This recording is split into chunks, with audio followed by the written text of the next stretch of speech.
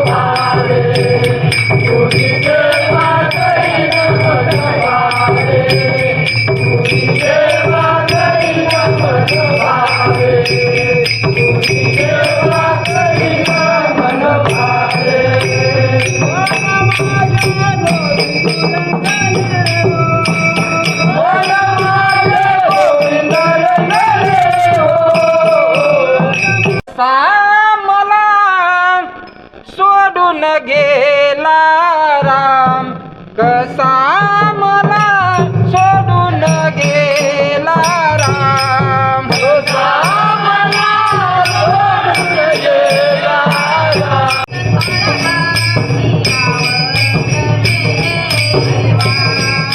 थोडं भक्ती आवडते देवा इथं थोडं भक्ती आवडते देवा.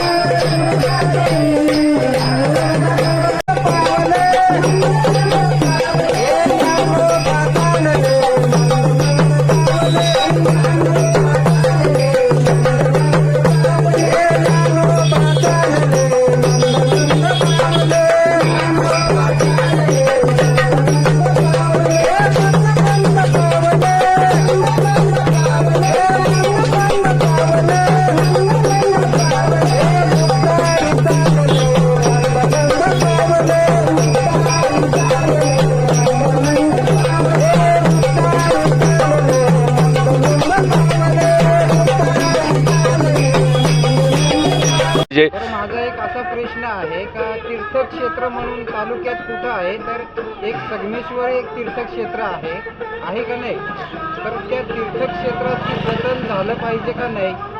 अगदी तुमचं म्हणणं एकदम प्रांजल म्हणणं एकदम बरोबर आहे. पण अस्तित्व आपल्या तालुक्यामध्ये जेवढे तीर्थक्षेत्र आहेत त्यांना आपण मोठ्या सन्मानाने त्यांना ठेवलंच पाहिजे. मग माझा असा प्रश्न आहे, त्या तीर्थक्षेत्रामध्ये एवढा गाळ आहे, त्या तीर्थक्षेत्रामध्ये इतकी घाण आहे, तर हे कोण साफसफाई करेल? किंवा जे काही परमार्थिक साधू संत महंत कीर्तनकार प्रवचनकार आहेत त्या लोकांनी याच्याकडे दुर्लक्ष करावंच का? त्यांची जबाबदारी नाही का ही गोष्टीची? अगदी तुमचा मुद्दा एकदम बरोबर आहे, परंतु प्रशासनाने ते सूचित करून प्रशासनाने याची दखल घेतली पाहिजे. कारण पैसा अंतर्गत ट्रायबल एरियामध्ये खूप काही असा पैसा उपलब्ध आहे, त्याचा त्या समाजाकरिता पेशा अंतर्गतून त्यांनी त्या प्रशासनाने हे करणं फार उचित आहे. नाहीतर जर समजा असं केलंच नाही तर वारकरी संप्रदाय एकत्र येऊन या तीर्थक्षेत्रांची कशी स्वच्छता करायची प्रशासनाला ते जाब विचारणारच नक्कीच हे करणार आहेत. माझा पण हाच प्रश्न आहे का एक तालुक्यात तीर्थक्षेत्रामधून संगमेश्वर आहे आणि ते पुरातन आहे.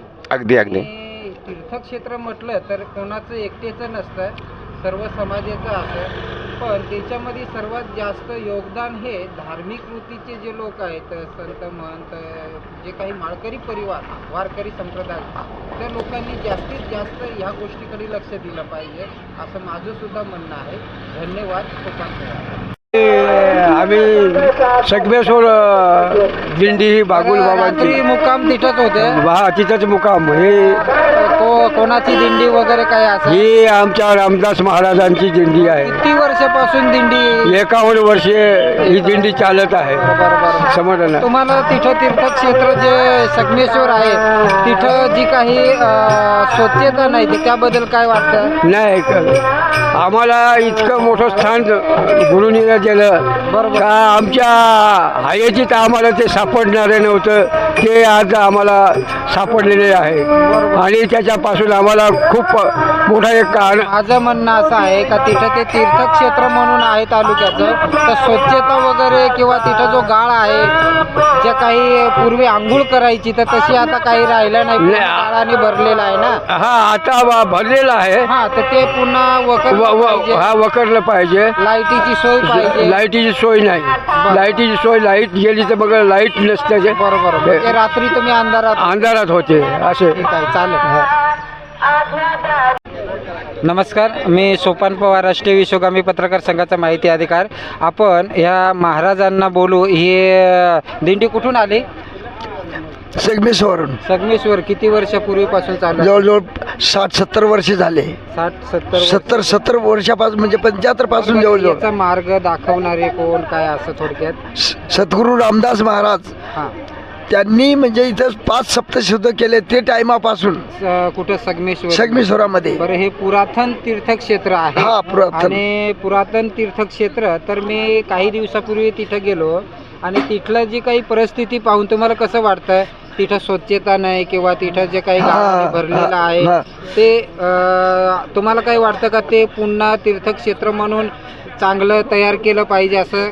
अजूनही तीर्थ तसा म्हणजे मागं तसं होतं, पण आता ते मानाने तीर्थ तयार चांगलं झालेलं आहे आणि अजूनही बाहेरचा व्हायलाच पाहिजे. हा, बाहेरून स्वच्छता बाहेर आहे.